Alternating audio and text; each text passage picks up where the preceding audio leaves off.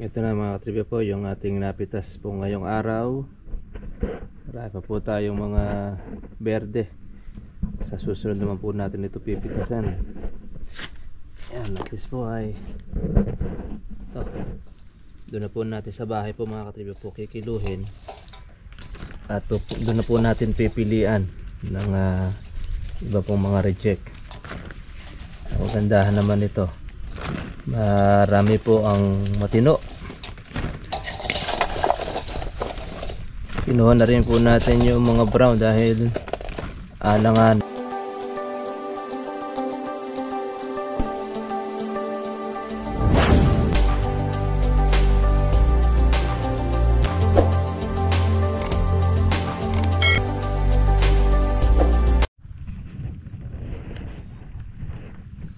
Magandang umaga po sa inyo mga katribya at welcome po sa aking YouTube channel. Maraming salamat po sa lahat ng ating po mga bagong subscriber. Ngayong umaga po ay after po natin na makapagpatupig ng ating pong sili tsaka po ng kalamansi. Ayan, misa pa po ay pipitas po tayo muli mga katribya po ng ating mga hinog na sili. Sabay na rin po yan yung ating pag-aalis po ng ating sirang bunga. Yan, di po matapos-tapos po yung may sira. Pero ato paano ay meron naman po tayong mga buo na ating nakukuha. Yung hinog lang po mga katribya po yung ating pinipitas. Yun ang order sa atin. Yan, no, yung mga nasisira na natutuyo. Bunga pa yan ang ating anthracnose. Pero malaki po ngayon ng maitutulong nitong ating patubig sa ating sili, dahil matagal-tagal na rin po ito na hindi pa nakakatikim ng busog na tubig. Ngayon ay ayos na. Okay mga katribya, tayo po ay pitas ng siling labuyo. Yan, tsaga-tsaga lang tayo. Makailang kilo tayo sa ating sili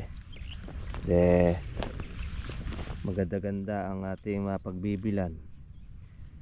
Sa kasalukuyan ay nasa 300 ang kuha ng siling labuyo natin. Basta po maganda ang pili at pagkapitas, maganda rin po ang magiging benta. Kaya lang siyempre pipilian pa rin natin ng may sira, aalisin. Yung lahat lang po ng mga okay saka maganda ang ating benta.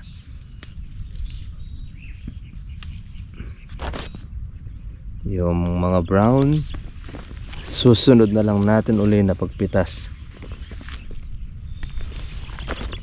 dahil ang gusto sa palengke ay ang mga pula, yung ready to gamit na. Ito yung medyo mapulan na brown, pwede na rin dahil bukas hinog na rin yan.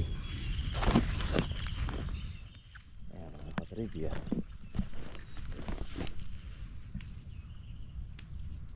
hindi lang po nabasa po yung iba nating mga puno ng ating magtutubig. Siguro susunod tayo na ang magsasaboy para maging parehas po ang basa. Ngayon hindi ganong nabasa ang mga puno, pero sagad naman po sa ilalim. Hindi nga lang nakuha po yung ating abono sa ibabaw, dahil meron tayong sabog na abono ng ating sili.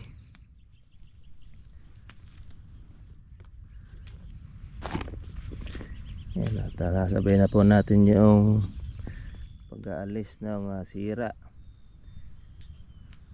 Sayang yung mga nasisira.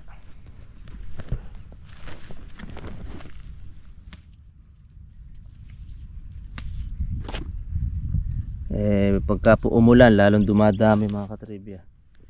Buti naman po ngayon ay wala pong ganong bagong sira ang ating sili dahil hindi na po siya umulan mula po noong isang araw o ilang linggo na po ang nakakalipas, kaya nangasira po yung ating sili na luto. Kaya nung matapos natin tanggalin ng mga naluto, ayan, sigurado at magbubulaklak po uli yan ng panibago. Yan, may kasamang bulaklak na uli. Kaya meron na ulit tayo uli mga katriba pong damuhin. Ito, gagawin na po natin ito ay yung ating chargeable tsaka yung herbicide na, hindi na po yung manual na ating pagdadamo dahil hindi natin maaagad ito mga katribya sa luwang. Hintay lang po natin tumubo ang mga bagong damo, yung mga maliliit, para maganda po ang pagkapatay ng damo natin.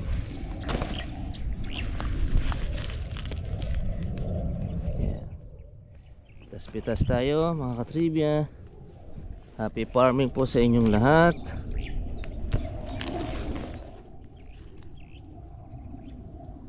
Tsaga-tsaga lang. Ayan. Ayan, oh. Yung sili natin na patayin na naka-recover, ito na at ating pinipitasan na ng mga bunga. Nakakakuha na po tayo ng ating pang-alaga sa kanya.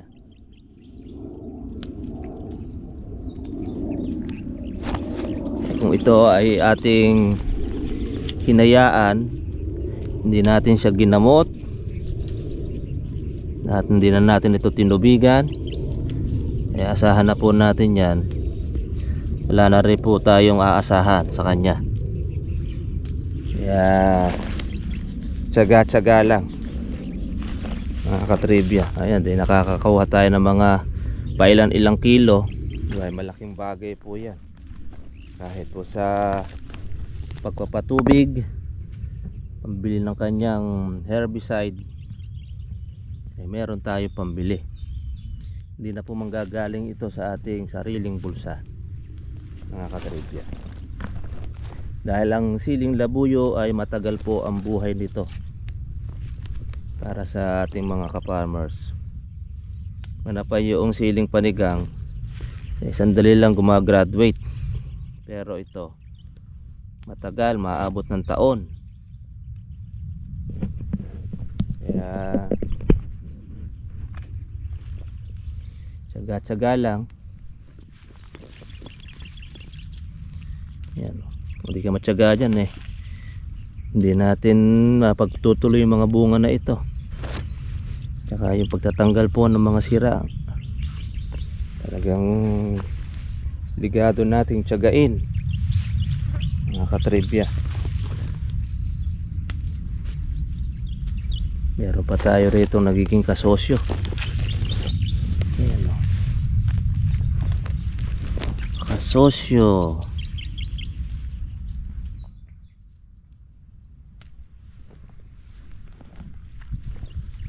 Pagka walang sira, kadami pong hinog mga katribya. Timano kagad mabigat sa timbang. Lalo ngayon natubigan, kaya nakahitit po siya ng tubig.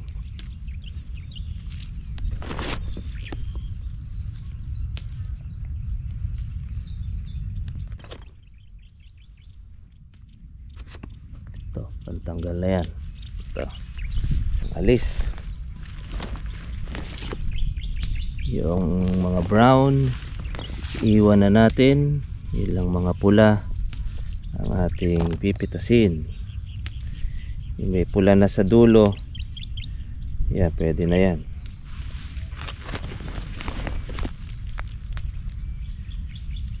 Sa bahay na po natin ulit pipilian ito ng ating mga tuyo, mga mayroong sira at mayroong lapnos.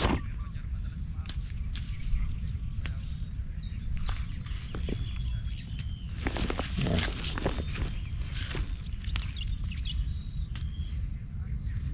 Pitas-pitas tayo mga katribya. Happy farming sa lahat.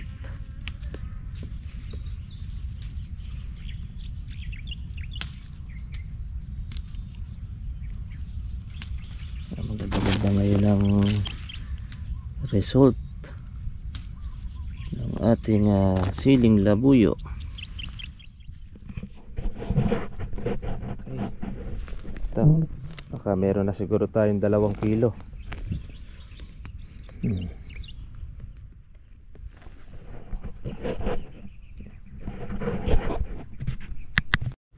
Ito na mga katribya po yung ating napitas po ngayong araw. Marami pa po tayong mga berde.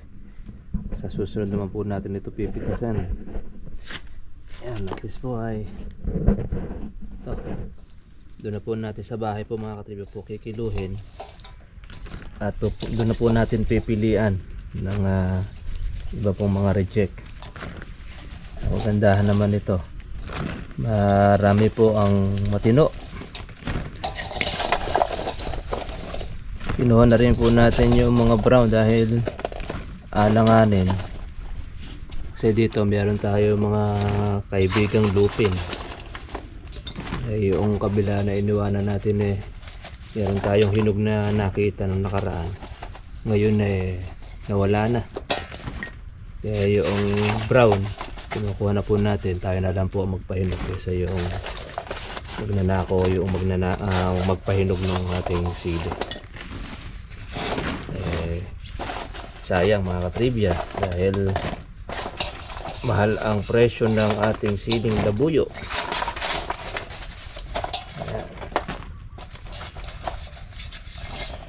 Bibili nyo mga katribya pero lang natin ito inalagaan. Alam natin ito mamamatay na lang, nabalutan po ng damo saka po ng baging. Tapos atin naman po siyang herbicide. Ayun, yun yung ating kasama talagang pinanay na talaga yung iba, pero noong bandang huli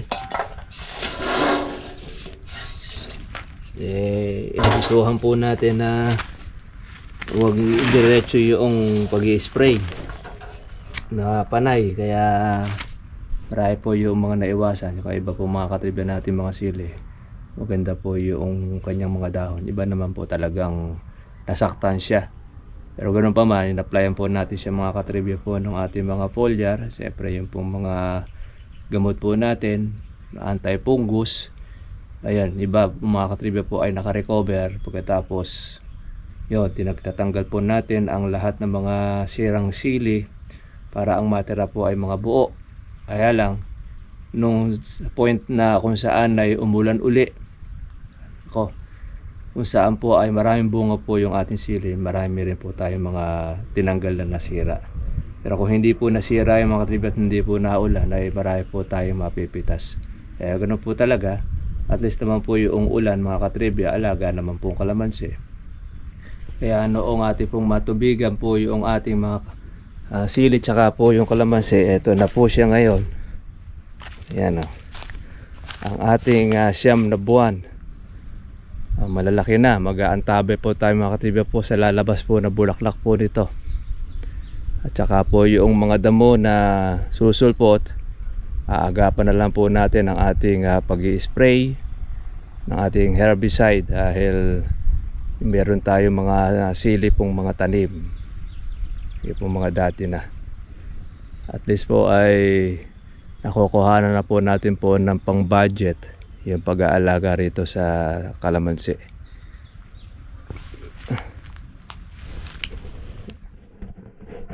Yan mga katribya, tayo po iuwi na. Alas 11:30 na pala mga katribya. Tayo po ay manananghalian. Atin na po munang iiwan ito ang ating pangalawa pong farm na meron sili at meron pong kalamansi. At para mga katribya, siguro ito mga nasa 4 or 5 kilo. Kaya yun po ang ating magiging harvest ngayon. Pero pipiliin pa po natin kung tayo po ay maka-4 na kilo, swerte pa rin dahil 300 po ang 1 kilo. Mapatak po na 1-2. Hindi po basta-basta mga katribya po napupulot po ang 1-2. Kaya yung mga bagay po na kung sa pagbuhay pa ay dapat natin panghinayangan, alagaan lang. Kailangan lang po natin gamutin kung siya po ay mayroong sakit. O, sige mga katribya, God bless sa inyong lahat. Kita na po tayo po bukas para sa susunod po natin pong vlog.